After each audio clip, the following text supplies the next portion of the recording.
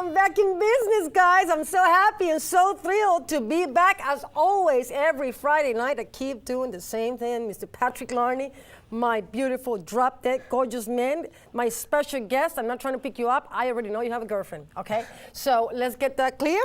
Okay, I'm so excited you're here, baby. I'm happy to be here. Give me your paw.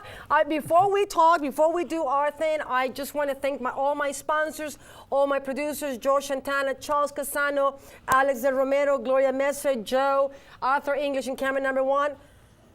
I said it in a nice day. And we have somebody at camera number 3 as well, a nice girl. I do not know your name, but hey, I'm gonna get it right after. I need to hear it, okay? And of course, I gotta thank my sponsors, the Micos, the best Italian specialties, Madoni's Brothers Bakery, Caterina Lancova, Bruno Hair Salon, and of course, the man of the hour, Mr. Chris Kosak, the voice that sells. He's one of my dearest friends and a very special human being. So he's with us, not with us tonight, but hey, I can feel his energy. He's in Long Island. He's busy in a shoot. He's a busy guy. Everybody's busy, guys. We have to make a living. We got to pay the bills. We got to pay the mortgage. We got to pay taxes. We only do what we can do. By the way, tonight, I kind of like, I'm a little sad because I was supposed to be on the show. They invited me to an opening at Sherry Lane. It's in downtown. Frank Solorzano, the Barefoot Theater Company. I love my boys. They're opening a play tonight, Eavesdropping on Dreams. It's written by Rivka Beckerman Greenberg. She was here with us 4 weeks ago. Lynn Cohen, she was here with us too. She is one of the actors. She's been in Sex and the City with Steven Spielberg, Munich. She's done a lot of work, professional work, and she's an incredible stage actor. She was here with her husband, Ronald. I know that they're doing the play tonight as we speak, so in about half hour. So I'm sending all my love to them and all my support. And now we can breathe. Patrick, I'm happy, man. Look at this table. Isn't that exciting, Patrick? New table. I know. This is like, as long as it doesn't break, right? What do you think? And you see, we had to clean up with some Windex right before, and you can see the little marks on it. Yeah, right? I try to wash my hands. You're trying to wash your hands, but your hands are all clean, baby. So this is all about you. Cool. Your career, your music. I know you from the Vanity Bells when the girls were here with us, which I love them to death. They're so beautiful. You know what? When they came here the first time, I said to myself, my God, those women are pretty. Are way too hot. It makes you a little nervous when you see somebody so beautiful. All of you, even Ben. Where's Ben? Morgan. Where is he? Is he in the dressing room? Probably. Okay, well, those eyes and your eyes. Okay, enough about this. Okay, so we gotta concentrate. Patrick, let's talk about your career, sure. Your music. You're a manager, you're an artist, a songwriter, a businessman. I mean, you got the whole package. Can we talk about your background, your upbringing? Sure. I grew up in Belvedere, New Jersey, which is that was a nice snap. Yeah. I like get ready that, for the babe. guitar playing later. Good. I like that sound. Okay. In Northwest Jersey, kind of like the Pocono Mountains out there. Oh, nice. I've been there once. Yeah, it's really, really beautiful. A lot of times when you say Jersey, people think Jersey Shore and the blowout and the whole thing right away. But right, but it's not. But yeah, no, it's New Jersey's the Garden State. So I'm a farmer's son. Okay. And you come from a music background. My right? mom, Your mother. my mother. Margaret. That's her name. Yes, Margaret, which my guitar is named after. Yes, I read that all that. I did my homework, Patrick. I don't want to get cocky now, but I do my homework. Okay. So. And then my mom and dad are high school sweethearts. Oh. Yeah. It was love at the first sight, you think? I think that they were high school sweethearts. I think that they maybe broke up for a little bit and then were like, get back together. Nope, that's it, forever now. So they got back together, but they still love each other, against, the odds of divorce rate and everything today. They're a special story. So it's something I really look up to, and yes. something I hope to find for myself. I hope so too. Your girl, she's in Florida now. Yeah. Okay, when she's coming back? Monday. Is none of my business what I'm asking you? Okay. I can tell you everything. It's everybody watching. Everybody's maybe watching. Come on, guys. We're not shy people. I can talk. Okay, so I want to know everything about you. So your music is in your blood, really. It's in your genes. Yeah. My mother used to perform in a bluegrass band growing up. She also was Maria in Sound of Music, not on Broadway or anything like that, No, but no, no, she had a performance that people, at least locally in the town, still talk about today, and it was, that right? I think it was 1971. I shouldn't date my mom too much though. Yeah. Okay. And does she got pictures? Oh, she doesn't have pictures. I don't know if she has pictures of it. I'd have to ask her, but I think like the local newspaper probably covered it or something like that. Nice. I love that. But she's a huge inspiration to me, and fed me all the right music, I think, growing up. So yeah, music is it's a beautiful profession. It's a tough career. Yeah. Am I right? Yes. I think that my dad is he's an innovator. Okay. And there's a couple times when my father, came up with some inventions and kind of put them together around the house, and then years later, we would see him on the mass market and be like, oh, if we just would have, put the money behind funding it. And I think so. That's where my kind of my combination comes from. The music from my mom and kind of the innovativeness of my father got me into the edge line of technology. I worked for Apple for years, and you went to college and you studied graphic design. Yeah. I studied graphic design in college, and that's what kind of kept me right on the edge of like the internet and everything. And That's so correct. with the Vanity Bells, we do a lot of different innovative things, pushing forward different releases and Right. just kind of new age marketing ideas that help to just turn heads, because it's tough these days with everybody on social media. So you got to do something different. I know. But I tell you, musicians they break a lot of hearts. Yeah. What do you? I think that You musicians guys- probably do break a lot of hearts, but the music that they write help a lot of hearts as I well. know. So it bounces out in the end. You see, you got all the answers. You're ready. You're ready. I cannot Right. trick you. I'm trying here, but you are ready. No, we were talking in the control room about writing songs.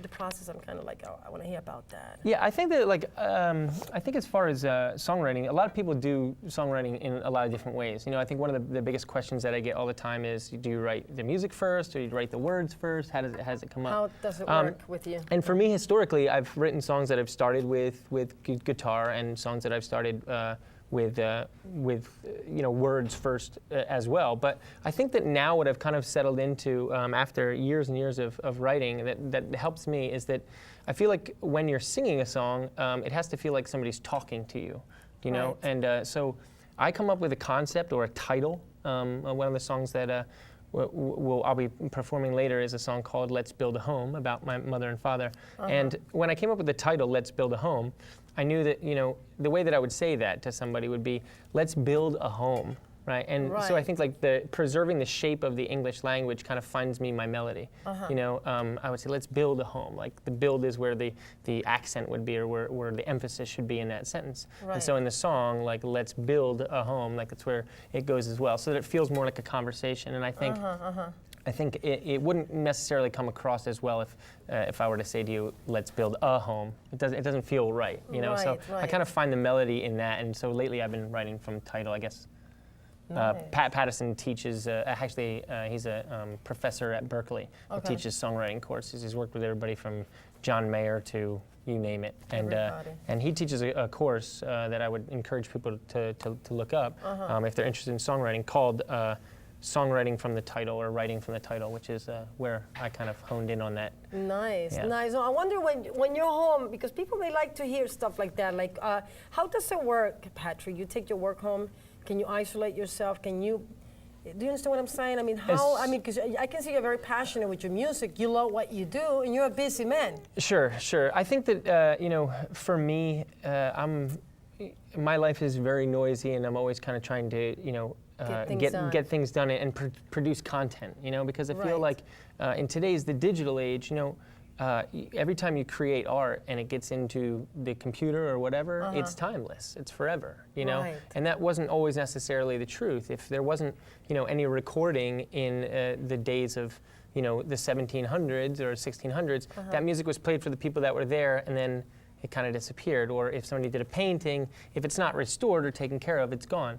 But in the digital age, once you put content online, I mean, somebody could be listening to my recordings 800 years from now. It's incredible, it's right? pretty amazing, How things yeah. have changed. Yeah, so I'm always kind of trying to produce content and just get it out. And But so, do you have time to manage? Do you have the time?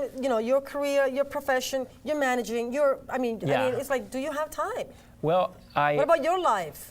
What about your private life? What about your mom? What about your dad? What about your girlfriend? I should say this to the camera. Everyone out there that are friends of mine that send me those text messages like, when are you going to find the time for me?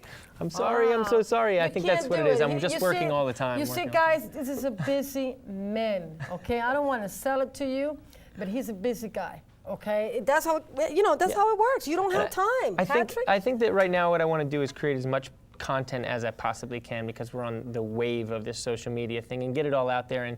And I'm happy when I'm working hard on something. And so and I also have a really hard time saying no to good people. So people start asking me to do this and that, and I'm always just like yes, yes, yes, and then sometimes I have to apologize because I'm like, I know I promised that, and you got to give me another day or whatever. But I love it. I love doing it. You love doing what you're doing. Besides music, what else you like? I'm huge into video content. So I like to film different things, usually humor-based. I don't have time to be a stand-up comedian, so but you like that? I love it. And you like comedy? Sure, I love it. I love it. Me too. And I live with Ben Morgan, so I know everywhere he's the man. He's the funniest man I know. He's a funny guy, and I tell you, when I saw those sides for the first time, I said to myself, "Oh my God." Yeah. You know, when you're looking, like, you know what I'm saying? The blue is so intense that you're kind of like, wait a second, are they real? He's got fame face. But he got that face that is very striking, like your face. Come on, like all of you guys are too pretty. And Sissy Gamache, come on. Oh, forget about me. It's all about you, Patrick. So I wanted to ask you, the music business. I mean, I know it's difficult, and so many trends, so many new artists come in. I mean, how do you feel overwhelmed by the pressure? Do you have mental pressure yourself? Do you have mental pressure when you're managing, when you're in front of a microphone? Yeah, I mean, I feel like, as far as the performing thing goes, it was just, doing my own music. I think that I'm real comfortable in that because I've been doing it for a really long time. Okay. The managing piece, there are a ton of new artists, and working in artist development, and now with the recent success of the Vanity Bells, I've had a lot of more artists kind of come to me and say, hey, I would like the treatment that you gave to the Vanity Bells, and what can I do about getting on board with that? Which is obviously, if they're good people, I want to try to help them out. But of course, I can only work with so many people because I have a new record coming out called Circus of Idols. That's what I want to talk about.